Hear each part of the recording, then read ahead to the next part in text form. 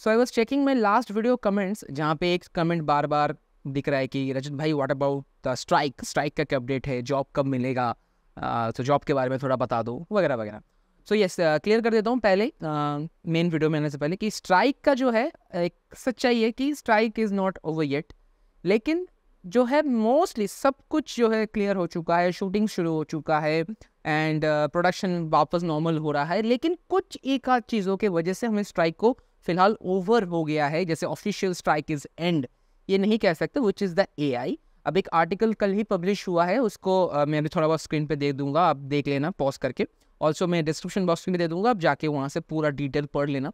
But वही है उनका कि एआई को वो लोग चाह रहे ज़्यादा यूज़ करने के लिए, लेकिन हम बोल रहे हैं नहीं। अब चलिए हमारा भी ये देखा जाए, जैसे मैंने कहा था, इनको पेंशन स्कीम चाहिए, इनको ज़्यादा छुट्टियाँ चाहिए, इनको वर्क लाइफ में और ज़्यादा हसीन लाइफ चाहिए। सो अगर आपको प्राइवेट जॉब में ऐसे मज़ेदार लाइफ चाहिए तो भाई थोड़ा डिफिकल्ट है ना। और इनके पास ऐसा है कि पैसा होने के बाद भी इनको ज़्यादा पैसा चाहिए, शेयर्स चाहिए। तो मैं ऑलरेडी डिस्कस कर चुका हूँ, ऊपर कहीं पे मैं वो वीडियो फ्लैश कर दूंगा जहाँ पे मैंने डिटेल में डिस्कशन किया कि क्यों राइटर स्ट्राइक हुआ था और क्यों ये नहीं हो सकता है, मतलब जो भी है मैं उस पर डिटेल में बात किया था, वो ज़रूर चेकआउट कर लेना। तो yes, this is a strike update. But हाँ, सिचुएशन जो बदतर हुआ था, देखो ये 1.5 साल होने वाला है, तो कुछ चीज़ें जब होता है उसको ठीक होने में भी टाइम लगता है। ये लंबी टाइम से चला, इनका इम्पैक्ट भी लंबी टाइम तक ही होगा ना। बट हाँ, डिज्नी का कि कोई बंदे ने मतलब बड़े पोस्ट में है और उन्होंने ये बताया कि कोविड के बाद जैसे बूम हुआ था, अभी जैसे सब सॉर्ट आउट हो गया है धीरे धीरे, अभी काम शुरू हुआ है, तो इसके बाद भी इंडस्ट्री इतना बूम करेगा जो आप सोच भी नहीं सकते। लेकिन वही आता है घूम फिर में एक ही बात, you have to upgrade, without upgrade you can't compete.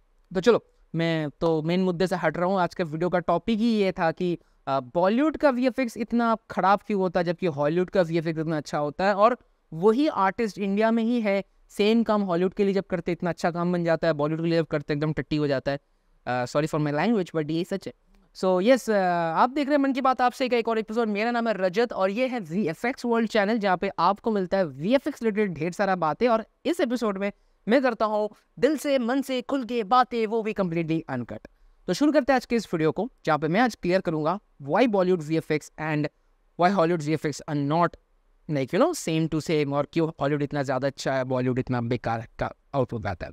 तो बट इससे आगे बढ़ने से पहले मैं ये बताना चाहता हूँ, बॉलीवुड में भी अच्छा काम होता है गुरु।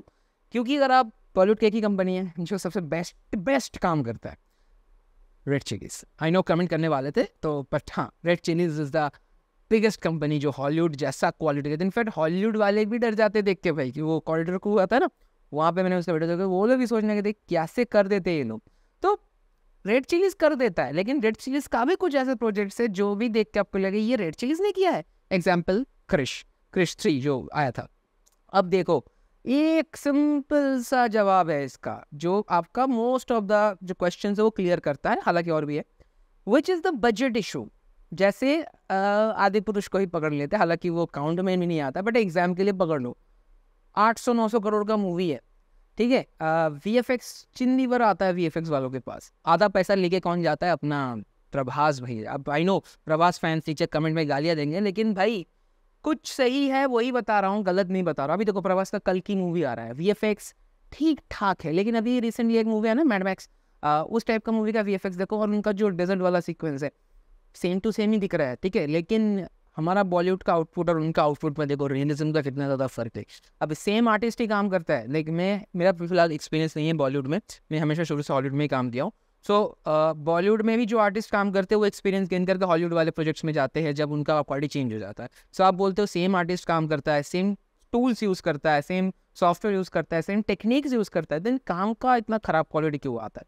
सो मैं एक प्रोजेक्ट का नाम नहीं लूँगा, बट वो प्रोजेक्ट एक बॉलीवुड प्रोजेक्ट था जिसमें ऐसा था कि प्रोजेक्ट को डिलीवर करना था, तो हमने ऐसे बहुत सारे शॉट्स ऐसे भेजे थे जिसमें हमको करेक्शन दिख रहे थे, लेकिन हमको भेजना पड़ा था just because of the ETA आ गया था। और ईटीए मतलब जो हमारा एंड डेट है जहाँ पे हमको शॉट को भेजना होता है, और रिलीज डेट भी नज़दीक था, so you have to deliver the shot. और एक दिन में हम 6 शॉट भेज रहे थे।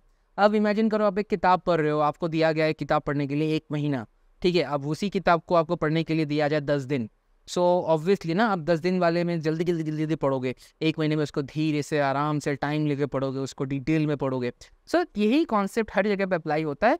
वहाँ पे बॉलीवुड में टाइम नहीं दिया जाता। अगर आपको टाइम मिलता है देन ऑब्वियसली अब अच्छा आउटपुट डेफिनेटली लेके आओगे। क्यों नहीं लाओगे भाई, टाइम के साथ ऑब्वियसली आपको पैसा भी मिल रहा है, और पैसा हॉलीवुड वाले प्रोजेक्ट्स में ज़्यादा होता है। तो आर्टिस्ट को अगर 70-80 हज़ार सैलरी मिल रहा है तो वो एक दिन एक्सटेंड करके भी काम करने का सोचे, चलो मैं मंथ एंड में मेरे पास 80,000 सैलरी आ रहा है, 1 लाख सैलरी आ रहा है, ये मेरा काम है, मुझे ये काम डिलीवर करना है।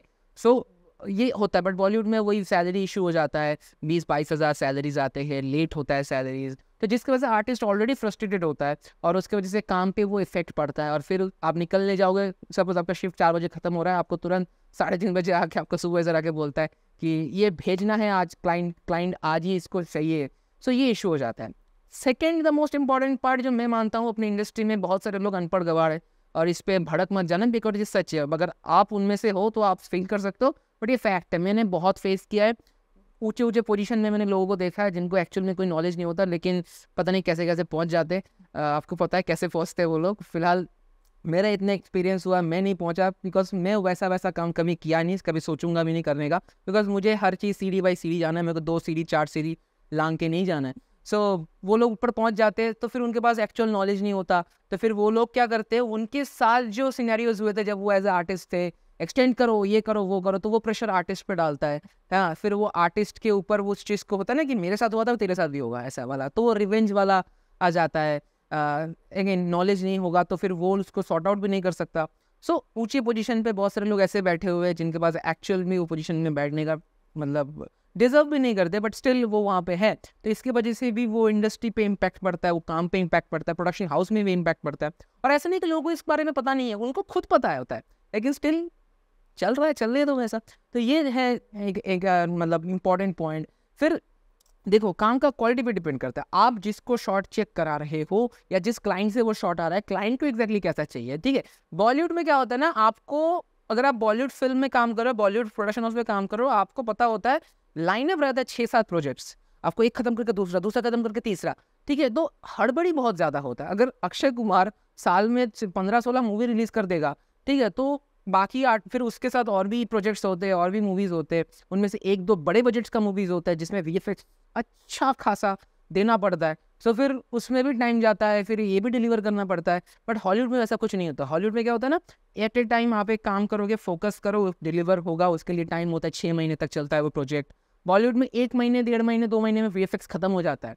एक एग्जाम्पल ले लो, तानाजी वाला मूवी जो था, उसका वीएफएक्स मेरे सुनने में आया था, वो अजय देवगन का कुछ एक मतलब काउंट था कि 100 फिल्म ऐसा कुछ तो था, तो उसको जल्दी जल्दी रिलीज करना था, इसलिए तानाजी का वीएफएक्स अगर आप देखते हो तो वो उतना खास आपको लगा नहीं, जस्ट स्टोरी अच्छा था इसलिए मूवी चल गया, ठीक है। लेकिन वैसे अगर आप पीरियड्स मूवीज देखते हो, जैसे पद्मावत हो गया या इस टाइप का मूवीज हो गया, इसमें टाइम लिया था बंसाली ने, तो अच्छे से मूवी डिलीवर हुआ है, वो मूवी वीएफएक्स बिलीवेबल है, चलो ठीक है। बॉलीवुड में हमको एक माइंडसेट लेके हम जाते हैं बॉलीवुड मूवीज देखने के लिए कि इसमें हमको वैसा वीएफएक्स देखने को नहीं मिलेगा, लेकिन वही माइंडसेट चेंज हो जाता है जब हम शाहरुख खान का कोई प्रोजेक्ट देखने जाते हैं। एग्जाम्पल में जवान देख लो, डंकी देख लो, तो इस टाइप का मूवीज में वीएफएक्स बहुत अच्छा होता है। अब वीएफएक्स की बात छेड़ी रहे बॉलीवुड का, अभी रिसेंटली कल या परसों रिलीज हुआ है मुंजिया या मुंजुआ, जो भी है, एक ट्रेलर रिलीज हुआ, वहाँ पे एक बच्चे का भूत का कैरेक्टर दिखाया गया है। वो मेरे को ठीक है, एनिमेशन तो मेरे को एकदम प्रॉपर नहीं लग रहा है, वो बहुत स्टिफ एनिमेशन है, जो रियलिटी होना चाहिए वो नहीं है। उससे अच्छा तो मैं भेड़िया का वीएफएक्स मानता हूँ, बिकॉज भेड़िया का वीएफएक्स एमपीसी ने किया था। सो उसमें क्वालिटी आप देखोगे, क्वालिटी बेटर है भेड़िया का, जबकि हमारा स्त्री का भी जो वीएफएक्स है वो बहुत अच्छा है, ठीक है। लेकिन इसका वीएफएक्स मुझे उतना खास लगा नहीं। अगेन मुझे वैसा वाला फील आया कि बजट इशू, जल्दी जल्दी रिलीज करना है, कुछ ऐसा।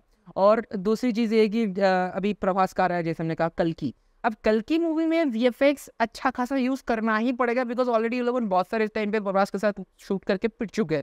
एग्जाम्पल अपना आदि पुरुष हो गया, फिर एक क्या आया था इनका, एक राधे श्याम ऐसा कुछ तो मूवी आया था, साहो आया था, इन सब पिटा हुआ था। आफ्टर बाहुबली शायद ही प्रभास का कोई ऐसा, सलार ठीक है, लेकिन सलार में तो स्लो मोशन मूवी में मानता हूँ उसको, पूरा कलर ग्रेडिंग और स्लो मोशन पे मूवी भर दिया, उसमें वीएफएक्स केजीएफ जैसा ही है, उतना कुछ खास नहीं है। लेकिन कल्कि में उन लोगों ने प्रॉप्स को यूज़ किया, रियल प्रॉप्स से गाड़ी बनाया, बुज्जी। बाय द वे, अगर आपको कल्कि के ऊपर डिस्कशन चाहिए कमेंट करके बताओ, मैंने बहुत सारे पॉइंट्स वहाँ पे नोट डाउन किए हैं, सोच रहा हूँ वीडियो बनाने का, अगर आप चाहते हो तो मैं बना दूंगा। तो ये जो मुंजिया हो गया या कल्कि हो गया, इस टाइप के मूवीज़ में बजट इशू के साथ साथ अगर आपका बजट अच्छा है, टाइम मिल रहा है तो करो। जैसे रामायण आ रहा है हमारा, तो रामायण में भी VFX अच्छा खासा यूज़ होगा बिकॉज टाइम बहुत है इनके पास। तो अगर टाइम ज़्यादा इसीलिए लिया जाता है, शूटिंग के साथ साथ पोस्ट प्रोडक्शन में भी काम होता है।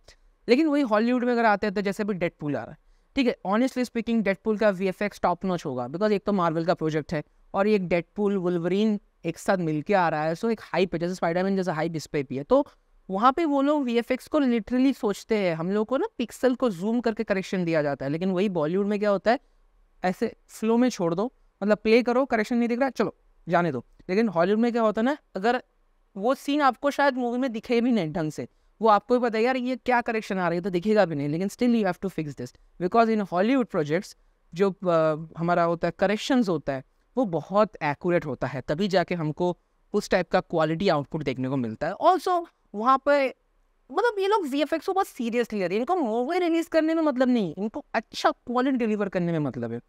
अब लास्ट बता देता हूँ, अब आप बोलोगे AI आ गया है तो अभी बॉलीवुड भी अच्छे से काम करेगा, वो मुझे नहीं पता, अभी जो होगा फ्यूचर में होगा। फिलहाल बॉलीवुड में AI आया नहीं है, लेकिन मैं कल सुन रहा था कुछ वॉइस आर्टिस्ट का पॉडकास्ट, वहाँ पे AI ने कब्जा किया। लेकिन एक अच्छा पॉइंट भी इन लोगों ने ये है कि जैसे कोई गुजर जाता है आर्टिस्ट, जैसे फॉर एग्जांपल कोई आर्टिस्ट मर गया है, VFX में अगर आप उसको रिक्रिएट कर रहे हो, उसका वॉइस को रिक्रिएट कर रहे हो, देन जो उससे रेवेन्यू जनरेट हो रहा है, देन वो रेवेन्यू उनके घर वालों तक पहुंचना चाहिए।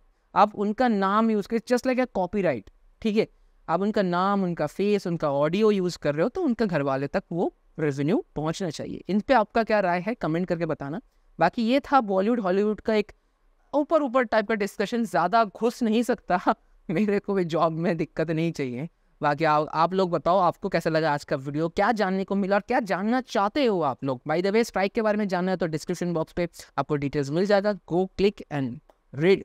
बाय द वे मेरा नाम है रजत, आप देख रहे थे मन की बात। आपसे मिलते हैं अगले हफ्ते with some more amazing new content. तब तक के लिए सेफ रहना एंड देखते रहना VFX वर्ल्ड। Bye bye.